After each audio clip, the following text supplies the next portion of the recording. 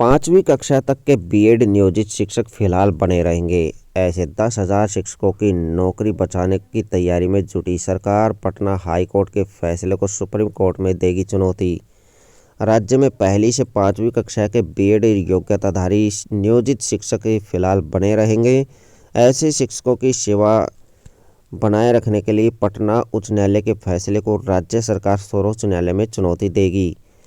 इस संबंध में शिक्षा विभाग द्वारा माध्यमिकता की राय ली जा चुकी है। सर्वोच्च न्यायालय में जल्द एसएलपी दायर करेगी सरकार। शिक्षा विभाग से मिली जानकारी के मुताबिक माध्यमिकता पीके शाही ने राज्य सरकार की सर्वोच्च न्यायालय में एसएलपी दायर कर सुझाव दिया था।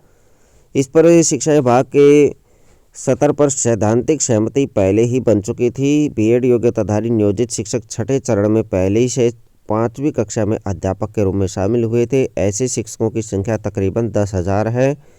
पटना उच्च न्यायालय का फैसला आने के बाद से छठे चरण में नियोजित पहली से 5वीं कक्षा के बीएड योग्यताधारी 10,000 शिक्षकों में खलबली मची हुई है। यह है मामला। पटना उच्च न्यायालय ने सर्वोच्च न्यायालय के निर्णय के आलोक में 6 दिसंबर 2023 के अपने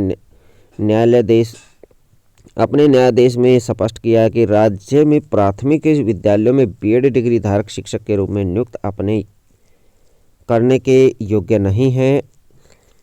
इन विद्यालयों में बीएड उम्मीदवारों को शिक्षक के तौर पर नियुक्ति पर विचार नहीं किया जा सकता है। न्यायालय ने यह भी कहा कि नियुक्त शिक्षकों के मामले में राष्ट्रीय अध्यापक शिक्षा परिषद यानी एनसीटीई के वर्ष 2010 ओरिजिनल अधिसूचना के अनुसार योग्य उम्मीदवारों की नियुक्ति बरकरार रह सकती है और की गई नियुक्ति के मामले में फिर से काम करना होगा।